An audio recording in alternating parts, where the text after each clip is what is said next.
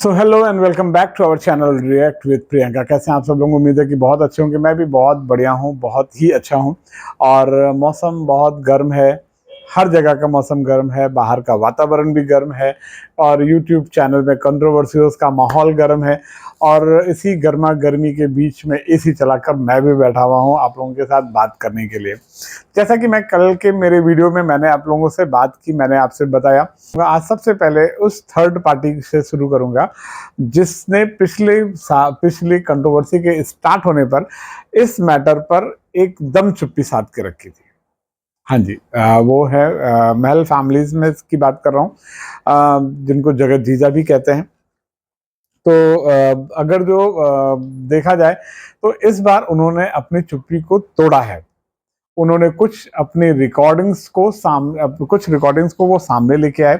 और रिकॉर्डिंग्स को सामने लाके उन्होंने अपनी बात को रखा, अपनी बात को कहने के लिए मतलब कहने की कोशिश की, अपनी बात को समझाने की कोशिश की। अगर जो मैं उनकी तरफ होता या उनकी जगह होता तो शायद वो जो कर रहे हैं मैं भी वही करता। आज भी उन्होंने अपनी बातों के साथ अपनी बातों में काफी हद तक उन्होंने अपनी क्लियरिटी रखी है। उन्होंने अपनी बात में बहुत क्लियरिटी रखने की कोशिश की है। इंटरनली आप ज्यादा बेहतर जानती होंगी जगत दीदी कि वो कैसे हैं, क्योंकि 4 सालों तक आप लोग थे। बट इस बात को आप लोगों ने कभी ओपन नहीं किया। बट मैं सुमित महल जी के ब्लॉग्स को देखता था। मैंने उनको इंस्टा पे भी फॉलो करके रखा हुआ है। तो मैंने जब देखा कि वो जो है उनके जब मैं स्टोरीज देखता था तो कभी कभी लगता था कि हाँ, मतलब एक बंदा है जो थोड़ा सा दुखी है, एक बंदा है जो थोड़ा सा हर्ट है। और उसको वो तो पिछले बार उसने सीधा सीधा एक चीज बोली थी, मुझे याद है कि पिछली कंट्रोवर्सी में, कि मैं ये ऑनलाइन ऑनलाइन नहीं खेलूंगा, मैं इस बात को ऑफलाइन ही खत्म करूंगा।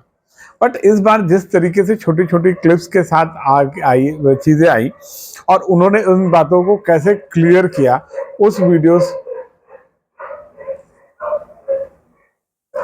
उन वीडियोस को कैसे उन्होंने क्लियरिटी के साथ उसके उन रिकॉर्डिंग्स को अपने सामने रखा।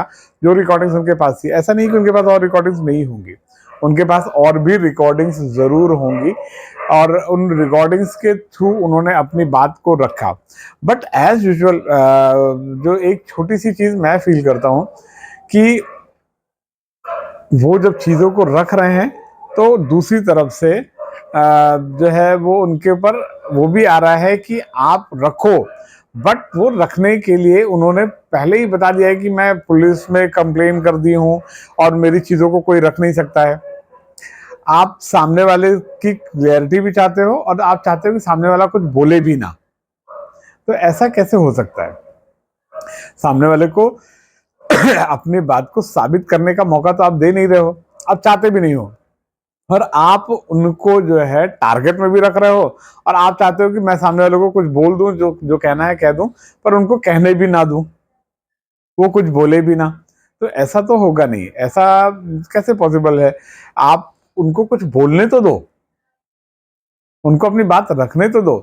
और मैं अगर जो कहूँ कि पूरी तरीके से सुमित महल को कि 100% सही है, तो ऐसा नहीं होगा। क्योंकि देखिए, अगर जो देखा जाए तो पिछले 4 सालों से आप लोग एक साथ थे। तो मैं ये नहीं कहता कि आपने आपको मतलब कभी कभी ऐसा होता है, एक एज ए मैन आप जिनके साथ उठ रहे हो, बैठ रहे हो, जिसको आप पसंद कर रहे हो, उनका इंटरेक्शन किसी दूसरे के साथ चल रहा है, तो कहीं ना कहीं इस बात को हम लेके हमारे मन में ये खटक भी सकता है। बट वो जिस रिलेशन को लेकर वो चल रहे थे, उस रिलेशन के हिसाब से मुझे नहीं लगता कि खटकना चाहिए। बट फिर भी कहीं ना कहीं एक फील होता है कि मैं जा रहा हूँ, मुझसे कोई कह रहा है कि मैं आपसे बहुत प्रेम कर रहा हूँ, पर मुझसे ज्यादा महत्व किसी और को दिया जा रहा है, मुझसे ज्यादा महत्व किसी और को दिया जा रहा है और कहा जा रहा है कि मैं आपसे प्रेम करता हूँ या करती हूँ। तो कहीं ना कहीं इस चीज को थोड़ा सा तो खटकता है। और जाने क्यों आपने इस चीज़ को महसूस नहीं किया, जाने क्यों आपने इस चीज़ को वो नहीं किया, और कहीं न कहीं ये जो आपकी गलती थी, इसी गलती की वजह से जो चीज़ें आप एक स्ट्रेस में, या आप जो डिसअपॉइंट हुए, या जो आप वो मतलब प्रॉब्लम्स आपके अंदर रहीं जिनकी वजह से आप दवाइयाँ खा रहे हो, ये उन छोटी-छोटी गलतियों का रिएक्शन है। कहते हैं कि जो भी हम लाइफ में जो भी चीज़ें कर रहे हैं, वो हर उस एक्शन का एक रिएक्शन होता है। हम जो चीज़ें करते हैं, आज की डेट में ये कलयुग है, इस कलयुग में इंस्टेंट कर्मा मिलता है। अभी नहीं तो 1 महीने, 6 महीने, 2 महीने में चीज़ें हो जाएँगी। तो कहीं न कहीं आपसे जो चूक हुई, आपसे जो गलतियाँ हुई, उन गलतियों का ये एक तरह से माना जाए तो ये उस तरह की ये सज़ा है, जो आपसे अनजाने में या जाने में, या आपने इग्नोरेंस में हुआ कि चलो यार कोई बात नहीं, ऐसा तो हो जाता है। आप अगर इस चीज़ को सेल्फ एनालाइज़ करोगे कि आपने वो गलती कब की, क्या की, तो शायद आपको वो सारी चीज़ें याद आ जाएँगी। बट फिर भी I respect your feelings, I respect you कि आपने जो चीज़ें जितने भी पॉइंट्स अपने रखे, जितनी भी चीज़ें आपने रखी, बहुत क्लियरिटी के साथ, बहुत साफ सुथरे तरीके से रखने की कोशिश की। सामने वाले ने उसको उतने साफ तरीके से लिया नहीं। सामने वाले को लग रहा था कि आप उसे टारगेट कर रहे हो, बट आपका पर्पस टारगेट नहीं था, जो चीज़ें मैंने देखी। बट फिर भी उनको लग रहा है तो कुछ नहीं कह सकते, क्योंकि हम उनकी बात पे भी आएंगे, उनके टॉपिक पे भी आएंगे, जगत भैया की बात पे भी आएंगे, जगत भैया की मदर पे भी आएंगे, उनके बारे में भी डिस्कस करेंगे। बट मुझे ऐसा लगता है कि आप चीज़ों को मूव ऑन करिए। मैं सुमित महल जी को यही बोलूँगा कि आप थोड़ा-सा मूव ऑन करिए, उन चीज़ों से थोड़ा-सा बाहर आ जाइए, क्योंकि ये एक ऐसा वो है, माहौल है, जहाँ पर चीज़ें बहुत ज़्यादा ही खराब हो सकती हैं। क्योंकि आप अपनी तरफ से ये देख लीजिए कि ये वो ऐसा गंदा कुआँ है। आप ब्लॉगिंग करते हो, आपकी वीडियोज़ मैं देखता हूँ, आपके चाइना की वीडियोज़ मैंने देखे इंस्टा पे, दैट्स वेरी गुड। और आपके ऊपर वो लंबे बाल बहुत सूट कर रहे थे, पता नहीं क्यों आपने छोटे करा दिए, आई डोंट नो, बट लंबे बाल आपके ऊपर बहुत अच्छे लग रहे थे।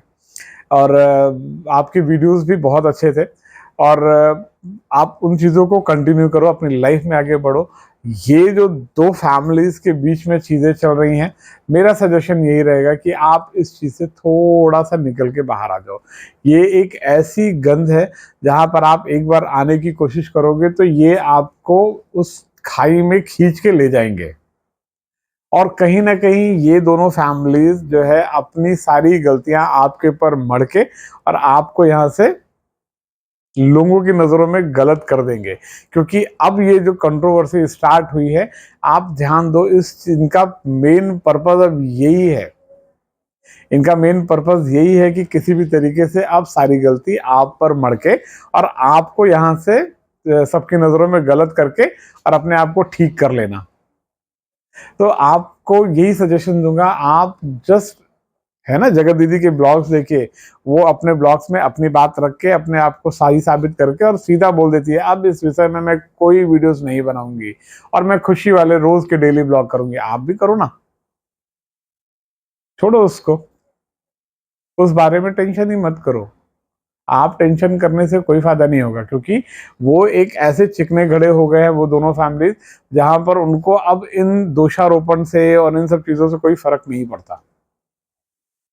मेरा आपको एक ही सजेशन है, आप लाइफ में मूव ऑन करो, और मूव ऑन करके लाइफ में आगे बढ़ो, क्योंकि पूरी लाइफ बची हुई है। उनको कंट्रोवर्सीज खेलने दो, आप लाइफ में आगे बढ़ो। तो मैं अगर तो मेरी बात मैं आपको ज़रूर टैग करूँगा इस वीडियो में।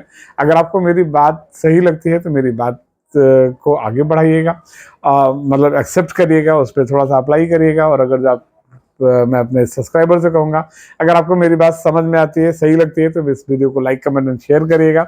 और बहुत जल्द ही मैं फिर से आता हूँ एक नए रिएक्शन वीडियो के साथ। तब तक के लिए बाय बाय।